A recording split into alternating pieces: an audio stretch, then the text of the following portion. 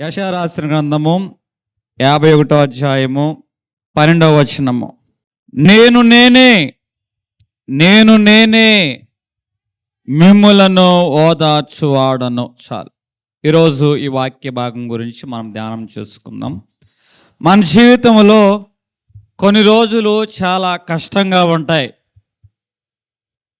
కొన్ని రాత్రులు మనకి నిద్ర అనేది పట్టదు. కొన్ని ప్రశ్నలకు జవాబు అనేది దొరకదు. మన బాధను ఎవరికి చెప్పుకోలేమో.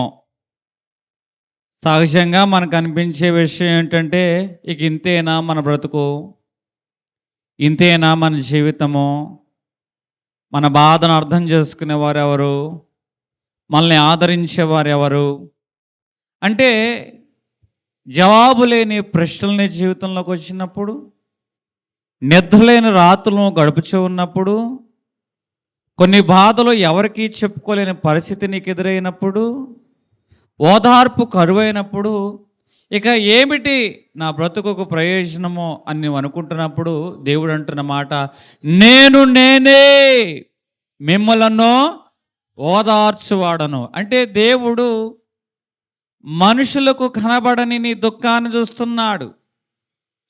మనుషులకు వినబడని బాధను ఆయన వింటున్నవాడుగా ఉన్నాడు. మనుషులకు అర్థం కాని పరిస్థితిని దేవుడు అర్థం చేసుకుంటున్నాడు. ఆయన నీ హృదయాన్ని చూస్తున్నాడు, నీ కన్నీటిని చూస్తున్నాడు, నీ బాధను ఆయన అర్థం చేసుకుంటున్నాడు.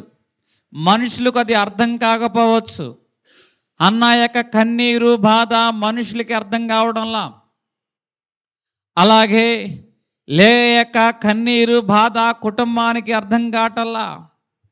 హగర్ యొక్క బాధ కన్నీరు ఆమెలో ఆ ఇంట్లో వారికి ఎవరికి అర్థం కావటల్లా. ముగ్గురు స్త్రీలు కూడా వేదన భరితమైన అనుభవాల మధ్య ఉన్నారు. నిద్ర లేని రాత్రుల మధ్య ఉన్నారు. జవాబు లేని ప్రశ్నల మధ్య ఉన్నారు.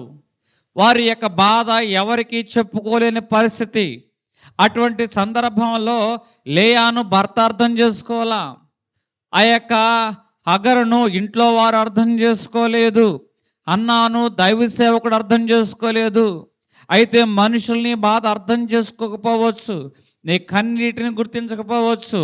దేవుడు చెబుతున్న మాట, నేనే మిమ్మలను ఓదార్చువాడు. అక్కడ లేయా అంటున్న మాట, దేవుడు నా దుఃఖాన్ని చూశాడు, నా బాధను చూసిన వాడుగా ఉన్నాడు అని లేయా దేవుడు తను అర్థం చేసుకున్న విధానం గురించి మాట్లాడుతుంది. హగర్ అంటుంది, ఇదిగో యెహోవా ఈరే, అంటే నా దుఃఖాన్ని చూచినవాడు, నా బాధను చూచినవాడు, నన్ను చూచినవాడు అని హగరు అంటుంది. అట్లాగే ఇక్కడ హన్నా అంటుంది, దేవుడు నా కన్నీటికి సమూయేలు రూపంలో జవాబు ఇచ్చాడు. అంటే ఈ ముగ్గురు స్త్రీలు చెబుతున్న మాట, ఇదిగో జవాబు లేని ప్రశ్నలు మా జీవితంలో ఉన్నాయి, అర్థం కాని బాధలు మా జీవితంలో ఉన్నాయి, నిద్రలేని రాత్రులు మా జీవితంలో ఉన్నాయి.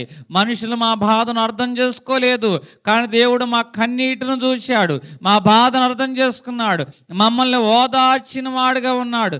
మమ్మల్ని చూచుచున్న దేవుడవు నీవే అని వారు సాక్ష్యం చెప్తున్న వారుగా ఉన్నా. దేవుని నామానికి మహిమ కలుగును గాక. అంటే దేవుడు మనల్ని ఓదార్చువాడు. నేనే మిమ్మలను ఓదార్చువాడని అంటున్నాడు. అంటే దేవుడు మన బాధను చూస్తూ ఉంటాడు. మన బాధను ఎవరు అర్థం చేసుకోకపోవచ్చు, మన బాధ ఎవరికి కనబడదు, కానీ హృదయములో గుండె లోతుల్లో కలిగిన బాధ ఏమిటో, ఆ బాధ తాలూకు గాయము, ఆ గాయం తాలూకు నొప్పి ఏమిటో అనుభవిస్తున్న వారికే తెలుస్తూ ఉంటుంది. ఇక్కడ పరిస్థితి ఇదే. ఈరోజు నీ జీవితంలో నీ బాధను ఎవరు అర్థం చేసుకోవటం లేదేమో. గతం తాలూకు అనుభవాలు గుండె కోతను మిగిల్చేయేమో. ఆ గుండె లోతుల్లో ఉన్న గాయం ఇంకా పచ్చిగానే ఉంది. పైకి నువ్వు నవ్వుచూ ఉన్నావు, కానీ పైకి నువ్వు బలంగానే ఉండడానికి ప్రయత్నం చేస్తూ ఉన్నావు, కానీ హృదయంలో ఏదో వేదన, ఏదో కలవరం, ఏదో తెలియని వెలితి. ఈ పరిస్థితి నేను అధిగమించగలుగుతానా, దీన్ని నేను జయించగలుగుతానా? పైకి అందరితో నవ్వుతూ ఉన్నట్టుగా అనిపిస్తున్నావు, కానీ నీ గుండెల్లో ఉన్న దుఃఖం నీకు మాత్రమే తెలుస్తూ ఉంది. కానీ దేవుడు అంటున్న మాట, నీ హృదయాన్ని ఆయన చూస్తున్నాడు, నీ బాధను ఆయన అర్థం చేసుకుంటాడు. దేవుడు ఎవరితో అయినా మాట్లాడడానికంటే ముందుగా వారి హృదయాన్ని చూస్తాడు. వారి కన్నీటిని చూస్తాడు, వారి బాధను చూస్తాడు, వారి పరిస్థితిని అర్థం చేసుకుంటాడు. బైబిల్ గ్రంథంలో మీరు ఏ భక్తుని చూసుకున్నా, ఏ స్త్రీ అనుభవాన్ని చూసుకున్నా, ఏ దుఃఖంలో ఉన్న వారిని చూసుకున్నా, ముందు వారి కన్నీటి కంటే, వారి దుఃఖం కంటే, వారి హృదయ లోతుల్లో ఉన్న గాయాన్ని దేవుడు చూశాడు. ముందు వారితో మాట్లాడడానికంటే ముందుగా దేవుడు వారి హృదయాన్ని చూశాడు, వారి బాధను చూశాడు, వారి కన్నీటిని చూశాడు. ఈరోజు అదే దేవుడు నీతో మాట్లాడుచున్న మాట ఏంటో తెలుసా? ఇదిగో ఆయన నీతో మాట్లాడడానికంటే ముందుగానే నీ కన్నీటిని ఆయన చూచునుగాక, నీ హృదయాన్ని ఆయన చూచునుగాక, నీ బాధను ఆయన చూచునుగాక. దేవుని నామానికి మహిమ కలుగునుగాక. అంటే దేవుడు మనతో మాట్లాడడానికంటే ముందుగానే మన పరిస్థితిని గమనిస్తున్నాడు. హగరుతో మాట్లాడడానికంటే ముందుగానే హగర్ యొక్క పరిస్థితిని గమనించాడు. హన్నాకి జవాబు ఇవ్వడానికంటే ముందుగానే హన్నా యొక్క దుఃఖాన్ని చూసిన వాడుగా ఉన్నాడు. లేయాతో మాట్లాడడానికంటే ముందుగానే లేయా యొక్క పరిస్థితి దేవుడు అర్థం చేసుకున్న వాడుగా ఉన్నాడు. ఈరోజు మనం దాచుకున్న కన్నీళ్లు దేవుడు చూస్తున్నాడు. మనం మౌనంగా భరించిన కొన్ని వేదన భరితమైన సమయాలు దేవుడు చూస్తున్న వాడుగా ఉన్నాడు. అయితే ఇక్కడ దేవుడు ఏమంటున్నవాడు అంటే, ఇక్కడ పెద్ద పెద్ద సమస్యలు మాత్రమే చూస్తాడా? మనలో ఉన్న ఆలోచన అంటే, నాకు ఏదైనా పెద్ద అపాయం వస్తే, ఏదైనా పెద్ద రోగం వస్తే, ఏదైనా పెద్ద విపత్తు వస్తేనే దేవుడు చూస్తాడా? అయితే దేవుడు అంటున్నమాట, పెద్ద విపత్తు చిన్న విపత్తు అని కాదు, అది అవసరమైతే చిన్నదైనా కూడా దేవుడు దాని మీద తన దృష్టిని నిలుపుతాడు. దేవుని నామానికి మహిమ కలుగును గాక. ఎందుకంటే నీ జీవితంలో పెద్ద సమస్య వచ్చినప్పుడే దేవుడు జోక్యం చేసుకుంటాడు అనుకుంటాం, కానీ దేవుని యొక్క జోక్యము అవసరం ఉన్న ప్రతి చోట ఉంటుంది, అది పెద్దదైనా చిన్నదైనా. బైబిల్ గ్రంథంలో ఒక సహోదరి ఉంది, చక్కగా ఎంతటి బిడ్డ, రూపసి అయిన బిడ్డ పుట్టాడు. ఆ బిడ్డను చూసి మురిసిపోతుంది. మురిసిపోతున్న బిడ్డ యొక్క జీవితంలో, ఆ తల్లి యొక్క జీవితంలో కలవరం. రాజు చట్టాన్ని తీసుకొచ్చాడు. తన బిడ్డకి ఏమవుతుందో, తన బిడ్డ బతికి బట్ట కట్టగలుగుతాడా, తన బిడ్డ జీవించగలుగుతాడా, పెంచిన నా బిడ్డ ఎట్లా, తన బ్రతికెట్లా, తన జీవనం ఎట్లా. ఎందుకంటే 2 సంవత్సరాల వయసులోపు ఉన్న ప్రతి బిడ్డను కూడా రాజు ఏం చేయమన్నాడు తెలుసా? చంపివేయమన్నాడు. యోకోబేదు, మోషే యొక్క తల్లి, ఆమె యొక్క గుండె ఎంత వేదనతో నిండిపోయి ఉంటుంది. 3 నెలలు వచ్చాయి. ఎన్ని నెలలు వచ్చాయి? ప్రతి నెల బిడ్డ యొక్క చిరునవ్వు చూస్తూ ఉంటే ఆమె గుండె ఎంత సంతోషిస్తుందో, అదే సమయంలో గుండె ఎంత వేదన గుండా ప్రయాణం చేస్తుందో. అతను రూపాన్ని చూస్తుంది. మొదట కుమార్తె పుట్టింది, తర్వాత కుమారుడు పుట్టాడు. వీరిద్దరిలో కూడా అంత చురుకుదనం కనపడలేదు, వీళ్ళిద్దరిలో కూడా అంత కళ కనపడలేదు, వీళ్ళిద్దరిలో కూడా అంత ఆకర్షణ కనపడలేదు. మరి ఎందుకో 3 నెలలు, ఆ 3 నెలల చాలా తక్కువ సమయంలోనే ఆ బిడ్డ యొక్క మనసుతో తల్లి యొక్క హృదయం పెనవేసుకుపోయింది. బిడ్డను విడవలేకపోతుంది. 3 నెలలు బిడ్డ యొక్క అన్ని విషయాలు చూస్తుంది, సంతోషపడుతుంది. ఒక పక్క అయ్యో నా బిడ్డ భవిష్యత్తు ఏమైపోతుంది, నా బిడ్డ నేను చంపుకోవలసిందేనా, ఎంతకాలం నా బిడ్డ నేను బ్రతికించగలుగుతాను అని వేదనతో ప్రతిరోజు బిడ్డను బట్టి సంతోషిస్తున్న ఆ తల్లి నిద్రలేని రాత్రులు గడుపుతుంది. బిడ్డను బట్టి సంతోషిస్తున్న ఆ తల్లి ఎవరికి చెప్పుకోలేని బాధ అనుభవిస్తుంది. బిడ్డను బట్టి ఆనందపడుతున్న ఆ తల్లి కొన్ని ప్రశ్నలకు ఆమె జీవితంలో సమాధానం లేకోకుండా పోయాయి. ఏమైపోతాడు నా బిడ్డ? సైనికుల చేతిలో పడిపోతే ఏ క్షణమైనా నా కొడుకును చంపేస్తారే, అట్లాని ఇంట్లో ఉంచలేను. చంటి బిడ్డ గావు కేకలు వినబడుతుంటే సైనికులు వచ్చి నా బిడ్డను పట్టుకుపోతారా? లేకపోతే ఇరుగు పొరుగు వారు, ఇదిగో మోషే తల్లి యోకోబేదు ఆ బిడ్డను చాటుగా పెంచుతుందని బిడ్డను పెంచుకునే విషయంలో కూడా చాలా రహస్యంగా పెంచుకోవస్తుంది. ఆ బిడ్డకి అచ్చట లేదు, ముచ్చట లేదు. కొంతమంది ఇంట్లో బిడ్డలైన వారు, తల్లిదండ్రులైన వారు అనుకుంటారు, అయ్యో వీడికి చిన్న వయసులో ఏ అచ్చట ముచ్చట చేయలేకపోయానే, అప్పుడు నా ఆర్థిక పరిస్థితి నాకు సహకరించలేదని ఇప్పుడు చాలామంది తల్లిదండ్రులు బిడ్డలైన వారి గురించి బాధపడతారు. మరి అక్కడ యోకోబేదు కుమారుడు రూపం కలిగిన వాడు, ఆకర్షణ కలిగిన వాడు, సౌందర్యం కలిగిన వాడు. బిడ్డ నవ్వుతూ ఉంటే, చక్కటి చిరునవ్వు నవ్వుతూ ఉంటే కేరింతలు కడుతూ ఉంటే తల్లి హృదయం ఉల్లసిస్తుంది, మరి ఒక పక్క తల్లి హృదయం తల్లడిల్లిపోతుంది. ఇక ఏది ఏమైనా ఆ తల్లి ఏం చేస్తుందంటే తెగించి ఆ ముసళ్ళలో ఉన్న నైలు నదిలో బుట్టన చేసి ఆ బుట్టలో ఆ బిడ్డనే పెట్టింది. అంటే ఎంత వేదనతో తల్లి యొక్క హృదయమో ఉంటుందో ఒకసారి అర్థం చేసుకోవచ్చు. ఎంత దుఃఖముతో తన బిడ్డను విడిచిపెట్టుందో అర్థం చేసుకోవచ్చు. ఆ బిడ్డ ముక్కు అంకర్ కాదు, మూత అంకర్ కాదు, కన్ను అంకర్ కాదు, కాలు అంకర్ కాదే. ఆ బిడ్డ ఎంతో రూపం కలిగిన వాడు, సౌందర్యం కలిగిన వాడు, ఆకర్షణ కలిగిన వాడు. ఏ కన్న బిడ్డ, ఏ తల్లి అయినా కన్న బిడ్డ ఎట్లా ఉన్నా కూడా ఆ బిడ్డను విడిచిపెట్టడానికి ఇష్టపడదే. వాడు కురూపి అయినా కూడా తల్లి ప్రేమ ఆ బిడ్డ మీద మారదే.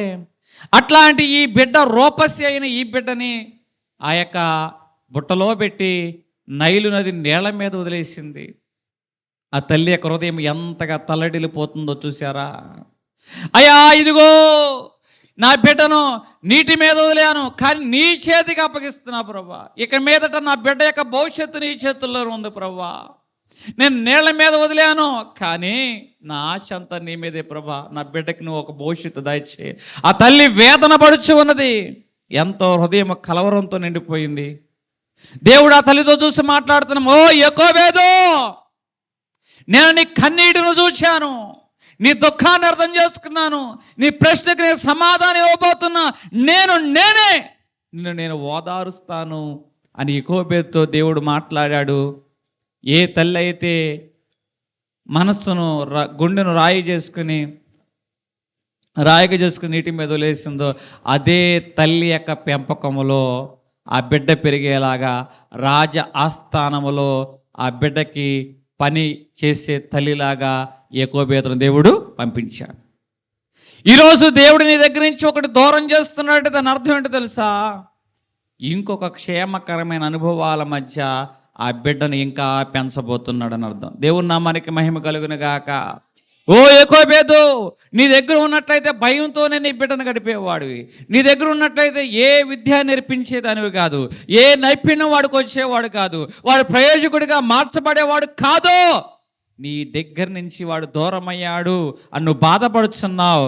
కానీ అలా దూరం అవటం వల్ల నీ బిడ్డకి నైపుణ్యం వచ్చింది, విద్య వచ్చింది, సకల శాస్త్రంలో కూడా అతనికి అనుభవం సంపాదించాడు.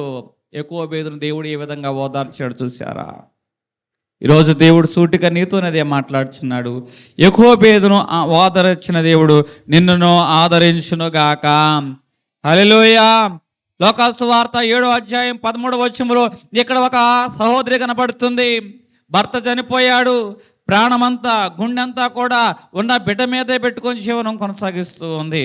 ఏది ఏమైనా సరే, నా భర్త నాకు దూరం అయిపోయినా నా బిడ్డ వారసత్వాన్ని నా భర్త నాకు ఇచ్చాడు, కాబట్టి ఈ వారసత్వాన్ని నేను పెంచాలి, ఈ వారసత్వాన్ని నేను ప్రయోజకుని చేయాలి. వీడిని బట్టి దేవుని నామానికి మహిమార్థంగా నా ఇంటి పేరుకి గొప్పదనంగా ఉండాలని ఆ తల్లి ఆశలన్నీ కూడా ఆ బిడ్డ మీద పెట్టుకుని పెంచుతూ ఉంది. నయ్యూని విధవరాలు. కానీ ఏం జరిగిందో తెలుసా? ఆ చంటి బిడ్డ బలహీనత, ఆ చంటి బిడ్డకి బలహీనతను బట్టి చనిపోయిన వాడిగా ఉన్నాడు. ఎంత వేదన భరితమైన హృదయము. ఒక స్త్రీ తన జీవితంలో రెండు విషయంలో చాలా దుఃఖం, వేదన భరితమైన దుఃఖం గుండా ప్రయాణం చేస్తూ ఉంటుంది. కన్న తల్లి తండ్రి పెళ్ళైపోయిన తర్వాత చనిపోవచ్చు. ఆ దుఃఖం కొన్ని రోజుల వరకే ఉంటుంది. ఎందుకో తెలుసా? తన భవిష్యత్ ఆధారం తన భర్త ఉన్నాడని. తన భవిష్యత్ ఆధారం తన భర్త ఉన్నాడని. ఆత్మీయులైన వారు చనిపోవచ్చు, కానీ ఆ దుఃఖం కొంతకాలం ఉంటుంది. ఎందుకంటే నా భవిష్యత్తు నా బిడ్డలు ఉన్నారని. కానీ అదే భార్య, అదే తల్లి, ఆ భార్య ఆ భర్తను కోల్పోతే తన భవిష్యత్తుకు ఆధారం ఏంటి? తనకు తోడు ఎవరు? తనకు అన్ని విషయాల్లో తోడుగా మంచిగా ఉండేవారు ఎవరు? ఎవరితో మాట్లాడినా ఏదో ఒక అనుమానం కట్టే మనుషుల లోకంలోనే ఉంది కదా ఈమె. ఇప్పుడు ఇంత దుఃఖాన్ని దిగమూనుకొని తన ఆశలంతా కూడా ఆ బిడ్డ మీద పెట్టుకొని ఆమె ప్రయాణం చేస్తుంటే ఆ బిడ్డ కూడా చనిపోయాడే. పరిస్థితి ఇప్పుడు ఏమిటి? ఎవరితో చెప్పుకోవాలి ఈ బాధని? ఆమె ప్రశ్నలకు జవాబు ఏమని చెప్పగలుగుతుంది? ఆమె దుఃఖాన్ని ఎవరు అర్థం చేసుకుంటారు? అర్థం చేసుకున్న ఆమె దుఃఖాన్ని ఎవరు ఓదార్చగలుగుతారు? పాడి మీద పెట్టుకుని ఆ కుమారుడిని ఏం చేస్తున్నా తెలుసా? ఊరేగింపుకుండా తీసుకొస్తున్నా.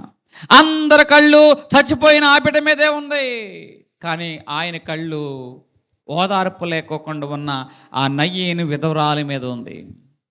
ఈరోజు దేవుడు నీతో మాట్లాడడానికంటే ముందుగా, నీ పక్షంగా ఆయన కార్యం చేయడానికంటే ముందుగా నీ బాధను అర్థం చేసుకుంటున్నాడు, నీ కన్నీటిని చూస్తున్నాడు. నయ్యని విధవరాలి యొక్క కన్నీటిని దేవుడు చూచిన వాడుగా ఉన్నాడు, ఆ పాడిని ముట్టిన వాడుగా ఉన్నాడు. ఇప్పుడు అంతా కూడా ఊర్లో శవం ఊరేగింపు జరుగుతుంది. ఏం ఊరేగింపు అండి? ఎప్పుడైతే ఆ పాడి మీద ఉన్న ఆ చంటి బిడ్డను దేవుడు ముట్టిన వాడుగా ఉన్నాడో అక్కడ శవం ఊరేగింపు కాదటండి, అక్కడ జరిగేది ఏంటో తెలుసా? విజయోత్సవాల ఊరేగింపు. దేవుని నామానికి మహిమ కలుగును గాక. ఆశ్చర్యకరమైన ఊరేగింపు. అందరూ కూడా ఇది ఎలా సాధ్యమో అని ఆలోచించే ఊరేగింపు అక్కడ జరుగుతుంది. దేవుని నామానికి మహిమార్థమైన ఊరేగింపు అక్కడ జరుగుతుంది. అక్కడ ఊరేగింపులో మొదటి ఊరేగింపు అంతా దుఃఖముతో నిరాశతో ఉండిపోయింది. దేవుని యొక్క స్పర్శ, తాకిడి ఆ కుటుంబాన్ని తాకినప్పుడు, ఆ హృదయాన్ని తాకినప్పుడు, ఆ బిడ్డను తాకినప్పుడు ఇప్పుడు నడక ఎలాగుందో తెలుసా? భారంగా కాదు, సంతోషంగా వెళుతుంది. మన జీవితంలో కొన్ని పరిస్థితులు ఉంటాయి, అటు నడక చాలా భారంగా ఉంటుంది, ఆ నడక చాలా ఇబ్బందికరంగా ఉంటుంది. కానీ ఎప్పుడైతే దేవుడు నీ హృదయాన్ని తాగుతాడో ఆ నడక మరింత మధురంగా దేవుడు మార్చును గాక. హల్లెలూయా. నేనే మిమ్మల్ని ఓదార్చువాడను అంటున్న వాడుగా ఉన్నాడు. ఈరోజు ఒక సహోదరుడు ఉన్నాడు, తన జీవితంలో ఎన్నో ప్రయత్నాలు చేస్తున్నాడు, జీవితంలో స్థిరపడాలని ఆలోచన చేస్తూ ఉన్నాడు. కానీ ఏమిటో అతను ఏ ప్రయత్నం చేసినా సక్సెస్ కావడం లేదు. సమాజం అంటుంది వీడు ఫెయిల్యూర్, వీడికి పెద్ద స్కిల్స్ లేవు, వీడి క్యాపబుల్ కాదు. ఇంట్లో వారు అంటున్నారు ఇంకా ఎన్ని రోజులు రా నీ కూడి పెట్టాలి అంటున్న వారుగా ఉన్నారు. సమాజం అంటుంది వీడి వల్ల ఏమీ కాదంటుంది. సంబంధాలు చూసేవారు, నీ బిడ్డకు ఉద్యోగం లేకోకుండా ఏ సంబంధం చూస్తావమ్మా? తల్లిదండ్రులు కుమిలిపోతున్నారు. ఎరా ఏదో ఒక ఉద్యోగం పెళ్ళయ్యేంతవరకన్నా చేయరా. ఆ బిడ్డలైన వారు ఫంక్షన్కి వెళ్తున్నప్పుడు తల్లిదండ్రులు అడుగుతున్నారు నీ కొడుకు పెళ్ళి ఎప్పుడు చేస్తావు? ఏమని చెప్పాలి తల్లి, ఏమని చెప్పాలి తండ్రి? సంబంధాలు రావటం లేదని చెప్పాలా? బిడ్డ స్థిరపడడం లేదని చెప్పాలా? ఉద్యోగంలో ఇంకా బిడ్డ స్థిరపడలేదు అందుకే వివాహం చేయలే. అమ్మా వయసు అయిపోతుంది అమ్మా, నీ కొడుకు పెళ్ళి ఎప్పుడు చేస్తా? పెళ్లి చేస్తే ఏం చేయాలి? ఆ బిడ్డ ఎట్ట పోషించగలగాలి? ఏం చెప్పుకోలేని పరిస్థితిలో కొంతమంది తల్లిదండ్రులు అయిన వారు స్థిరపడని ఆ యొక్క బిడ్డల గురించి బాధపడుతున్నారు. నిన్న మధ్య ఒక సహోదరుని కలిశాను, వారు అంటున్న మాట, మా రక్త సంబంధికుల్లో పొలం ఉంది, ఆస్తి ఉంది, పెళ్లి కాని వాళ్ళు 12 మంది ఉన్నారు. ఎందుకు పెళ్లి కావడంలా అంటే కుటుంబ నేపథ్యాలు స్థిరపడకపోవడం వల్ల పెళ్లి కావడం వల్ల. ఈరోజు అన్నీ ఉన్నాయి కానీ ఆ బిడ్డలు ఎందుకు స్థిరపడలేకపోతున్నారు? ఆ తల్లిదండ్రుల యొక్క వేదన ఎవరు అర్థం చేసుకుంటారు? వారు ఎన్నో పెళ్ళిళ్ళకి పిలువబడుతున్నారు. అంతకుముందు ఏ పెళ్ళికైనా సంతోషంతో వెళ్ళిపోయేవారు. కానీ వయసుకు వచ్చిన కూతురు, వయసుకు వచ్చిన ఈడొచ్చిన కొడుకు ఇంట్లో ఉండి వాళ్ళు కూడా పెళ్లి సంబంధాలకు సిద్ధపడినప్పుడు వారి బిడ్డల విషయంలో వివాహాలు జరగడంలా మిగతా బిడ్డల విషయంలో వివాహాలకు వీరిని ఆహ్వానిస్తున్నప్పుడు వీరి గుండె ఎంత బాధతో నింపబడి ఉంటుంది. నా బిడ్డ యొక్క వివాహం ఎట్లా జరిగించాలి? వీడు స్థిరపడడం లేదే. బిడ్డ ప్రయత్నం చేయడం లేదంటే ప్రయత్నం చేస్తున్నాడు కానీ ప్రయత్నాలు సక్సెస్ కావటం వల్ల. అట్లా అనుకుంటున్న ఆ సమయంలో ఈ వ్యక్తి యవనస్తుడు ఒక మార్గం గుండా వెళుతున్నప్పుడు ఒక ముసలాయన ఎవరు చూడడంలా, చూడకపోయినా కూడా మార్గం మందు ఏం చేస్తారంటే చెట్లు నాటుతున్నాడు. అవి పెద్ద పెద్ద చెట్లు, అంటే దీర్ఘకాలం పెరిగే చెట్లు. ఇప్పుడు నాటే చెట్టు చిన్నదైనా అది దీర్ఘకాలం తర్వాత ప్రయోజనకరంగా మారే చెట్టు. అతడు అంటున్నాడు ఆ యవనస్తుడు, తాతయ్య వృద్ధాప్యంలోకి వచ్చావు, ఈ చెట్టు పెరిగి పెద్దదై ఫలాలు ఇవ్వాలంటే అప్పుడు నువ్వు ఉండవు కదా, అప్పుడు నువ్వు చనిపోతావు కదా, ఎందుకు నాడుతున్నావు అని అంటూ ఉంటే, ఇదిగో నేను చిన్ననాటి నుంచి మార్గం గుండా నడుస్తున్నా, ఈ మార్గంలో చాలా చెట్లు నా ఆకలిని తీర్చాయి, చాలా చెట్లు నాకు నీడనిచ్చాయి, చాలా చెట్లు నాకు విశ్రాంతినిచ్చాయి. ఏ చెట్టు నేను నాటింది కాదు, ఏ చెట్టు నేను నాటింది కాదు, ఎవరో నాటితే అవి నాకు ఫలాలు ఇచ్చాయి, ఎవరో నాటితే నాకు నీడనిచ్చాయి, ఎవరో నాటితే నాకు విశ్రాంతినిచ్చాయి. ఈరోజు నేను నాడుతున్నా, రాబో కాలంలో ఎవరికో ఈ ఫలాలు ఇస్తాయి, ఎవరికో విశ్రాంతి ఇస్తాయి, ఎవరికో నీడనిస్తాయని చెప్పినప్పుడు వెంటనే ఆ యవనస్తుడు ఆలోచనలో పడ్డాడు. అంటే ఈరోజు నా జీవితంలో ఈ కష్టం, నా జీవితంలో ఈ ఆలస్యం, నా జీవితంలో ఈ యొక్క ఎడబాటు, ఎదురీత అనేది ఇప్పుడు వెంటనే జరగకపోయినా ఏదో ఒక రోజు దేవుడు నా జీవితంలో కార్యం చేస్తాడు, వెంటనే ఫలితం రాదు, ఏదో ఒక రోజు దాని ఫలాన్ని నా కుటుంబం అనుభవిస్తుంది అని అతడు ఏం చేస్తాడంటే మరలా ఈ యొక్క సంఘటన ఆధారం చేసుకుని ప్రయత్నం చేసిన వాడుగా ఉన్నాడు. దేవుడు అతని జీవితాన్ని సక్సెస్ఫుల్గా ముందుకు నడిపించాడు. దేవుడి నామానికి మహిమ కలుగును గాక. అంటే నీ జీవితంలో వస్తున్న ఏ సంఘటన వృధా కాదు. రేపటి రోజున ఎవరికో నీ అనుభవము ఆశగా మార్చబడును గాక. ఈరోజు నీ జీవితంలో పోరాడిన పోరాటము ఎవరికో ఇంకొకరి యొక్క జీవితంలో అది ఒక సాక్ష్యంగా నిలబడునుగాక. ఎందుకో తెలుసా? నీ యుద్ధం ఇంకొకరికి సాక్ష్యంగా మార్చడానికి దేవుణ్ణి అనుభవాలు గుండా నడిపిస్తున్నాడు. దేవుని నామానికి మహిమ కలుగునుగాక. ఇక్కడ దేవుడు అంటున్న మాట, ఆయన మన దుఃఖాన్ని చూస్తున్నవాడుగా ఉన్నాడు. ఎంత చక్కటి మాట. రెండవదిగా మనం చూసుకున్నట్లయితే ఇక్కడ వాక్య భాగంలో మన జీవితంలో కొన్ని సంఘటనలు ఉంటాయి. నేనే మిమ్మలను ఓదార్చువాడు. అంటే మన జీవితంలో కొన్ని పరిస్థితులు ఆలస్యమైనప్పుడు, కొన్ని సంఘటనలు జరగడం లేదన్నప్పుడు మనకేమొస్తుందంటే భయం అనేది వస్తుంది. ఈ భయము ఎప్పుడు కూడా నిజాన్ని చూపదు, భావాలను పెంచుతుంది. ఏంటి భావాలు పెంచడం?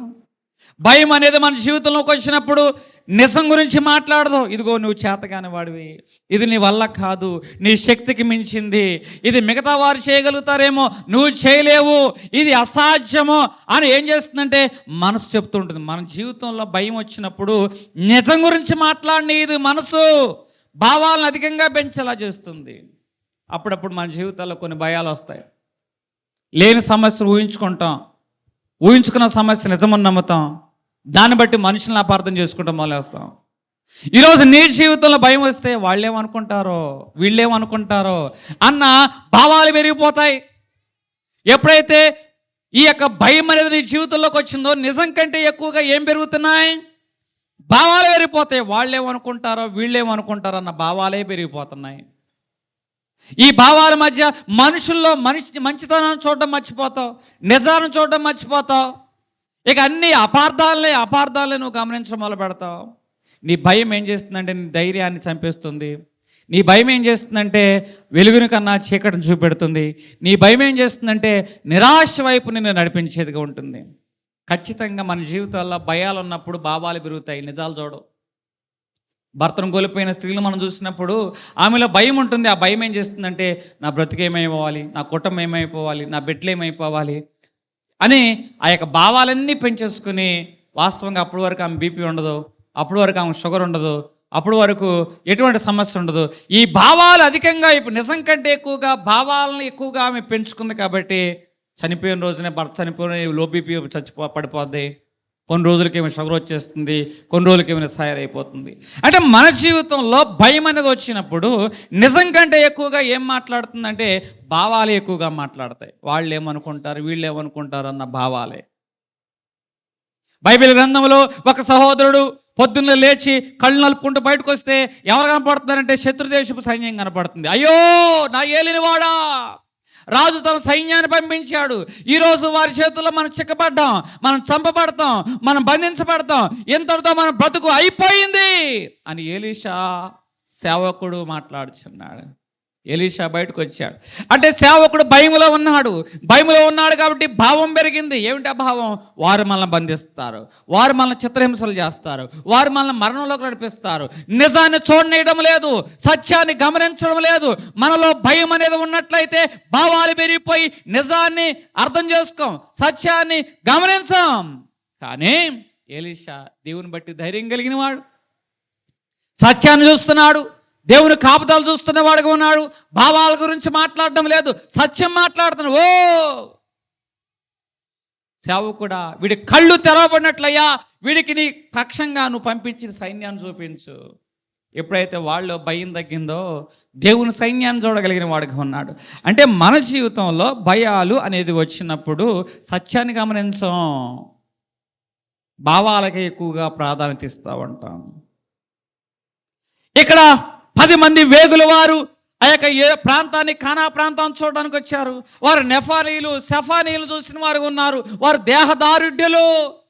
కానీ మోషే ఏం పంపించాడు? ఎందుకు పంపించాడు? కానాను వేగు చూడమని పంపించాడు. అక్కడ ఉన్న పరిస్థితులు ఎలాగున్నాయో చూడమన్నాడు. అది ఫలవంతమైన ప్రాంతమా, ఆ పంటలు పండడానికి అనుకూలమైన ప్రాంతమా, నివాసయోగ్యమైన ప్రాంతమా కాదా? ఇవి మోషే వారు పంపించిన విధానం. కానీ వారు అక్కడికి వెళ్ళి ఏం చూశారు? నెఫానీయుల్ని, సెఫాలీయులు, వారికంటే దేహదారులను చూశారు. వారి జీవితంలో ఏమొచ్చిందో తెలుసా? భయం వచ్చింది. భయం ఏమొచ్చింది? భయం వచ్చడం వలన మోషే చెప్పిన సత్యం వైపు వారు చూడలేకపోయారు. మోషే చెప్పిన పని వైపు వారు లగ్నం ఉంచలేకపోయారు. అసలు ఏ పని మీద వచ్చారో ఆ పని మర్చిపోయి శత్రువు యొక్క బలం గురించి మాట్లాడుతున్నారు. భావాలు పెరిగిపోతున్నాయి భయం వచ్చినప్పుడు. కానీ యెహోషువ, కాలేబు అని వారి జీవితంలో మోషే ఏ పని చొప్పున పంపించాడో ఆ పనినే చూస్తున్నారు. ఇది నివాసయోగ్యమా కాదా? ఇది పంటలు పండే ప్రాంతమా కాదా? అంటే నీ జీవితంలో నిజం వైపు, దేవుని వైపు చూసినప్పుడు నిజం చూస్తావు, పరిస్థితిని చూస్తావు. భయం వైపు చూసినప్పుడు భావాలు పెరిగిపోతాయి. అమ్మో మనం ఎక్కడికి వస్తాం, వీళ్ళ మనం జయించగలుగుతామా, అమ్మో మనం ఎక్కడికి వస్తాం, వీళ్ళ చేతుల్లో మనం చిత్తు అయిపోతామేమో, వాళ్ళ దేహదారెడ్డులు. కానీ నువ్వు దేవుని వైపు చూసినప్పుడు ఏం జరుగుతుంది అంటే, ఎర్ర సముద్రం ముందు వీరెంత, ఎరుకో గోడల ముందు వీరెంత, యొర్దాను నది ముందు వీరెంత, ఫరోతో పోల్చుకుంటే వీరెంత అన్న దేవుని యొక్క ఆ యొక్క బాహుబలం నీకు గుర్తొస్తుంది. నువ్వు శత్రువుని చూస్తే బలహీనుడు వస్తావు, దేవుని చూస్తే బలవంతుడు అవుతావు. అందుకే యెహోవా నా బలమా అంటే దేవుడు నీకు బలమైనట్లయితే భయాన్ని కాదు, నువ్వు దేవుని చూస్తావు, పరిస్థితులు నువ్వు జయించగలుగుతావు. దేవుని నామానికి మహిమ కలుగును గాక. హల్లెలూయా. దేవుడు ఇక్కడ ఏం చేశాడు? ఈ గూఢచారులు అయిన వారు వాస్తవమైన పరిస్థితిని చూసిన వారుగా ఉన్నారు. ఇక్కడ వాస్తవంగా వారి సమస్య కంటే భయం పెద్దదిగా ఉంది. 8 మంది వేగులు వారిలో 10 మంది వేగు చూడడానికి వెళ్ళారు. 10 మందిలో 8 మందికి వారి సమస్య కంటే భయం పెద్దదిగా ఉంది. భయం ఏం చేసిందంటే వారి విశ్వాసాన్ని తగ్గించేసింది. నీ జీవితంలో కూడా అంతే. భయం ఏం చేస్తుంది అంటే విశ్వాసాన్ని తగ్గించేస్తుంది, విశ్వాసాన్ని తగ్గించేస్తుంది. దేవుడు సూటిగా నీతోనే మాట్లాడుతున్నాడు. నీ భయము నీ విశ్వాసాన్ని తగ్గిస్తుందా, లేకపోతే నీ ధైర్యము నీ విశ్వాసాన్ని పెంచుతుందా? ఒకసారి మనం ఆలోచన చేసుకోవాలి. ఒక సహోదరుడు ఎంసెట్ ఎగ్జామ్ రాశాడు. ఎంసెట్ ఎగ్జామ్ రాసిన తర్వాత అతను అనుకున్న సీటు రావాలని కళాశాలకు వెళ్తే కళాశాల టీచరు, ఆ మాస్టర్ పైకి కింద చూసి, మా కళాశాలలో ఈ ర్యాంక్ రావడము అసాధ్యం, అవకాశం చాలా తక్కువ, వచ్చే అవకాశం చాలా తక్కువ. మొదటి కౌన్సిలింగ్ వేరే కళాశాలలో వచ్చింది, రెండో కౌన్సిలింగ్ వేరే కళాశాల వచ్చింది. వీరిలాగా ఇద్దరు అదే కళాశాలలో ఆ యొక్క సీటు కోసం ప్రయత్నం చేస్తున్నారు. మొదటి వారికి భయం వచ్చేసింది, అమ్మో నాకు సీటు రాదేమో. 2 సందర్భాల్లో కూడా నాకు సీటు వేరే కళాశాలలో వచ్చింది, ఈ కళాశాల రావాలని సంవత్సరానికి 1,50,000 పెట్టి మేనేజ్మెంట్ సీటు పెట్టుకున్నాడు. రెండో వాడు ఏదేమైనా దేవుడు నా పక్షంగా ఉన్నాడు, అసలు నాకు ఈ యొక్క సీటే రాదన్నారు ఈ గ్రూపులో, కానీ ఈ గ్రూపులో సీట్ వచ్చింది. కళాశాలను కూడా దేవుడే మారుస్తున్న విశ్వాసంతో ఉన్నాడు. అరే ఇక నువ్వు ఇంటికి దూరంగా హాస్టల్లో చాలా, ఇదిగో నాకు 1,50,000 అవుతుంది, కానీ నువ్వు హాస్టల్లో ఉంటావు, హాస్టల్లో 90,000 అయిపోతాయి, వచ్చి వెళ్తాయి చాలా డబ్బులు అయిపోతాయి. ఇగో నీ చదువు నా చదువు ఒకటే అయిపోతుందిరా, కాదు నువ్వు ఇంకా దూరంగా ఉంటావు, నేను ఇంటికాడి నుంచి చక్కగా ఇంటి పట్టును వెళ్తా ఉంటానని అంటూ ఉన్నాడు. ఏం చేద్దాం, అమ్మా నాన్న ఇట్లా అవుతుందని చెప్దాం అనుకున్నాడు, కానీ దేవుడు నాకు సహాయం చేస్తాడని ధైర్యంగా ఉన్నాడు. ఆ ధైర్యం ఏం చేసిందంటే అదే కళాశాలలో అదే బ్రాంచ్లో, కావలసిన బ్రాంచ్లో దేవుడు అతనికి సీట్ ఇచ్చిన వాడుకున్నాడు. దేవుడు నామానికి మహిమ కలుగును గాక. హల్లెలూయా. విశ్వాసం ఆఖరి వరకు నిన్ను పరీక్షిస్తుంది. భయం ఏం చేస్తుందంటే విశ్వాసం వైపు చూడకోకుండా చేస్తుంది, కానీ విశ్వాసం ఏం చేస్తుందంటే అది నిరీక్షించేలాగా, ఎదురు చూచేలాగా చేస్తుంది. కొన్ని సందర్భాలు నీ జీవితంలో కూడా ఇదే జరగవచ్చు. హాస్పిటల్లో సహోదరి నొప్పుల చేత అడ్మిట్ అయింది. డాక్టర్ గారు మొదట ఫ్రీ డెలివరీ అన్నారు, కానీ తర్వాత అమ్మ కొంచెం బీపీ రేజ్ అవుతుంది, ఇక ఫ్రీ డెలివరీ వద్దు, ఆపరేషన్ చేసేస్తామన్నా. కానీ ఏమిటంటే ఈమె సమస్య, ఇదిగో ఏది ఏమైనా కూడా నొప్పులు తీస్తా. అమ్మా నీకు ఇబ్బంది అయిద్దేమో, చక్కగా మేము ఫ్రీ డెలివరీ చేస్తా, ఆపరేషన్ చేస్తే ఏముండదమ్మా అని డాక్టర్ గారు అంటున్నారు. కొంతమంది అయితే ఆమెలాగే ఉన్నవారు, హాస్పిటల్ అడ్మిట్ అయిన వారు ఆపరేషన్ ఏం చేసుకున్నారు, బిడ్డపట్టేసింది, నిన్న అనంగా జాయిన్ అయింది, నిన్న డెలివరీ అవ్వాలి, నిన్న ఏమతో పాటు డెలివరీ అడ్మిట్ అయినా ఆపరేషన్ చేశారు, చక్కగా ఈరోజు ఆ బిడ్డతో ఉంది. ఇంకా ఈమె నొప్పులు తీస్తూనే ఉంది. అమ్మా ఇంకెంతసేపు, పొద్దున్నే ఇంకో పిల్ల వచ్చింది, ఇంకో తల్లి వచ్చింది, అప్పటికప్పుడు ఆపరేషన్ చేశారు, ఆమెకు కూడా డెలివరీ చేశారు. ఒక 2 రోజులు బట్టి నొప్పులు తీస్తూనే ఉంది. అమ్మ ఇంకెన్ని రోజులు తీస్తా, ఆపరేషన్ చేస్తా. అమ్మ లేదండి నేను వెయిట్ చేస్తా, నొప్పులు తీస్తా. అయినా సరే డాక్టర్ గారు చెప్పినా కూడా మొక్కవోని విశ్వాసంతో ఆమె ఎదురు చూసింది. దేవుడు ఫ్రీ డెలివరీని ఇచ్చాడు. దేవుని నామానికి మహిమ కలుగును గాక. వాళ్ళు 5వ రోజు డిశ్చార్జ్ అయ్యారు, ఏమీ వాళ్ళతో పాటే డిశ్చార్జ్ అయింది. దేవుని నామానికి మహిమ కలుగును గాక. ఎందుకంటే ఒకసారి మన విశ్వాసం ఏం చేస్తుందంటే ఘనమైన కార్యాలు జరిగిస్తుంది. అన్నీ అనుకూలంగా ఉన్నప్పుడు వెయిట్ చేయాలి మనం.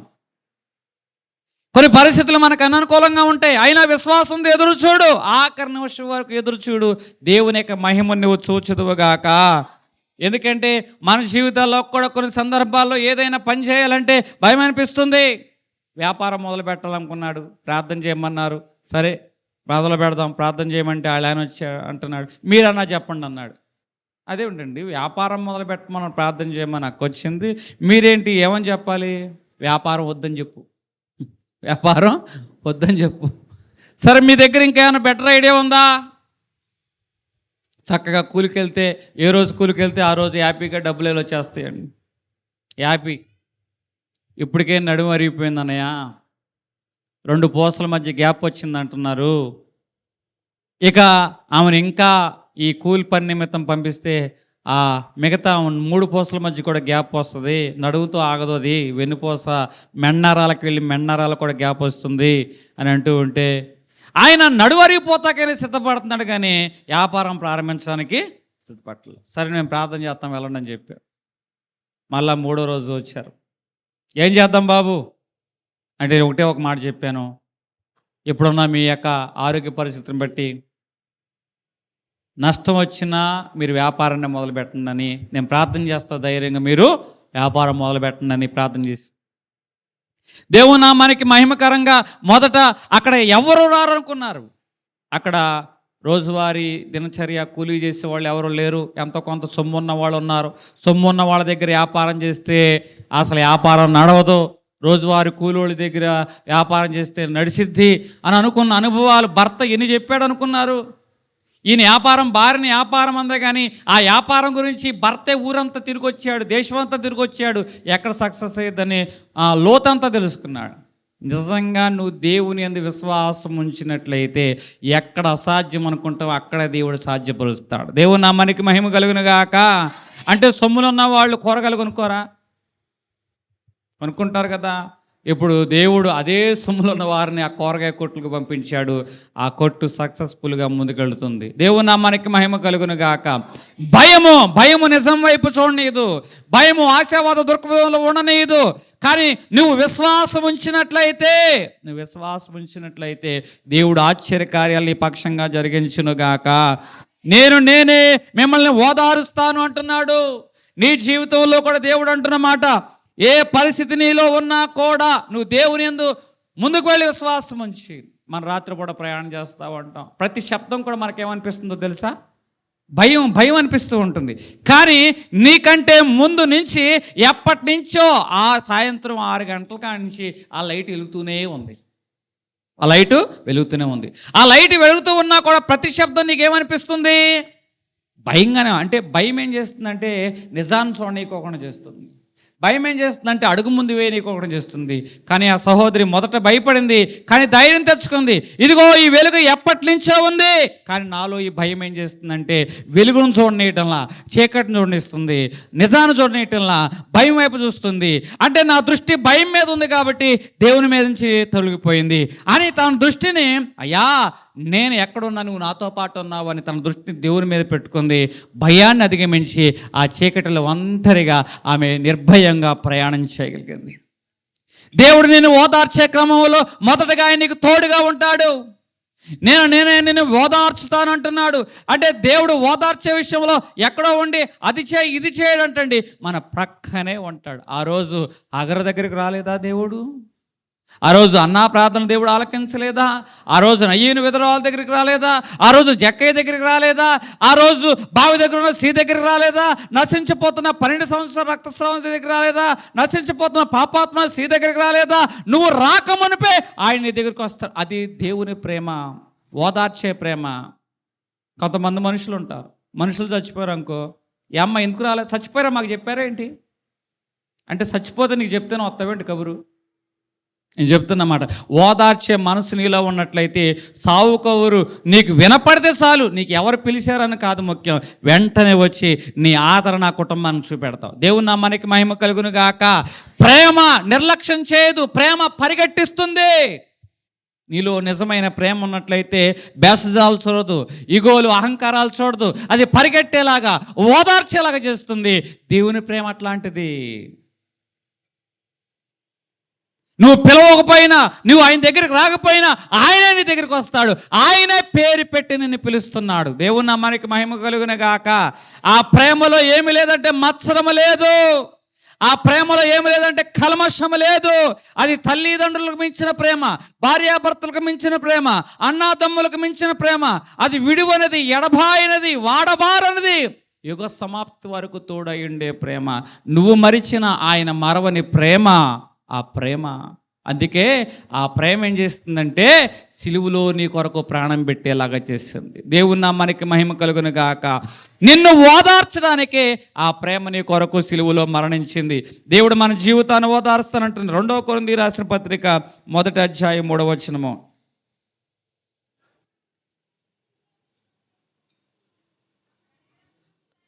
కనికరము చూపు తండ్రి, సమస్తమైన ఆదరణను, కనికరము చూపు తండ్రి, సమస్తమైన ఆదరణను అనుగ్రహించు దేవుడు. మన ప్రభు అయిన సమస్తమైన ఆదరణ. కొంతమందికి ప్రేమతో మాట్లాడాలి, కొంతమందికి భుజం తట్టాలి, కొంతమందికి పక్కన నిలబడాలి, కొంతమందికి వారితో పాటు ప్రయాణం చేయాలి, కొంతమందికి ధైర్యం చెప్పాలి. సమస్తమైన ఆదరణ.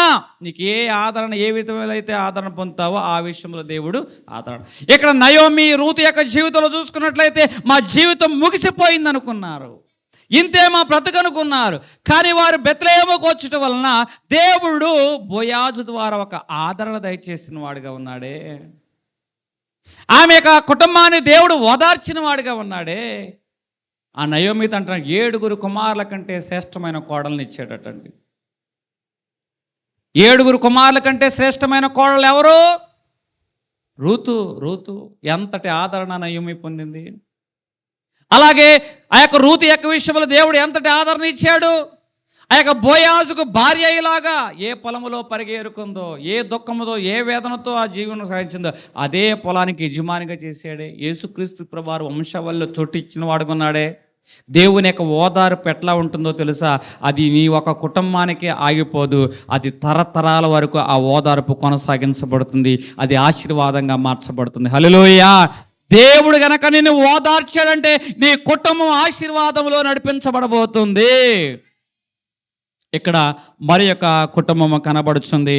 దేవుడు ఆ కుటుంబం యొక్క విషయంలో మనం చూసుకుంటున్నాం. అంతా నష్టపోయాడు. బయటకు వచ్చేపాటికి అంతా దొంగిలించేశారు. బయటకు వచ్చేపాటికి అంతా కూడా బానిసలుగా పట్టుకుపోయారు. ఇంత నష్టంలో అయ్యో నా భార్యను కోల్పోయా, అయ్యో నా బిడ్డలు కోల్పోయా, అయ్యో నేను సంపాదించినంత నష్టపోయా అనుకుంటున్నప్పుడు చుట్టూ ఉన్న వారు అన్నారు, ఛే ఈడొచ్చిన కాంచి మన బతుకులు ఎట్టా తయారని, వీళ్ళు లేకపోతే మన జీవితంలో ఇంత నష్టం ఉండేది కాదు అని అప్పుడు వరకు దావీదును చూసి మాట్లాడిన వారు ఇప్పుడు ఏమంటున్నారంటే దావీదు వైపు రాళ్ళు ఎత్తడం మొదలుపెట్టారు. ఒకసారి మన జీవితంలో కూడా అంతే. మనకు అండగా ఉంటామన్నవారు, మనతో పాటు నడుస్తారనుకున్నవారు, ఇక నీ వెంటనే నిలబడతాననుకున్న వారు ఏం చేస్తారంటే ఒక సమయం వస్తుంది నీ మీద రాళ్ళు వేయడానికి సిద్ధంగా ఉంటారు. ఇది కదా నిజమైన దుఃఖం అంటే. అయితే దేవుడు దావీదును ఓదార్చిన వాడుగా ఉన్నాడు. ఏడ్చుటకు శక్తి లేనంత వాడుగా దావీదు తయారయ్యాడటండి. కానీ అటువంటి దావీదుని దేవుడు ఎట్లా ఓదార్చాడు తెలుసా? కోల్పోయిందంతా తిరిగి తెచ్చుకునేంత వరకు దావీదుకు దేవుడు తోడయండి యుద్ధములో విజయమిచ్చి ఏ మనుషులైతే రాళ్ళెత్తారో అదే మనుషులు పూలుతో దావీదును అభిషేకించేలాగా చేశాడు. హల్లెలూయా! రాళ్ళెత్తుల చోట దేవుడు నీ పక్షంగా పూలెత్తించునుగాక. నిజమైన ఓదార్పట్ల నేనే మిమ్మలను. ఈరోజు నీ కన్నీరు ఎవరో గమనించకపోవచ్చు, నీకు నిద్ర పట్టకపోవచ్చు, నీ బాధ ఎవరు అర్థం చేసుకోకపోవచ్చు, నీ సమస్యను ఎవరికి నువ్వు చెప్పుకోలేని పరిస్థితి కాకపోవచ్చు. అయితే దేవుడు నీతో మాట్లాడడానికంటే ముందు నీ హృదయాన్ని చూచునుగాక, నీ కన్నీటిని చూచునుగాక, నీ సమస్యను అర్థం చేసుకునుగాక, దేవుని యొక్క సమస్తమైన ఆదరణ దేవుడు మీకు దయచేయునుగాక. దేవుడు కొద్ది మాటలు అనేకుల్లో దీవించునుగాక.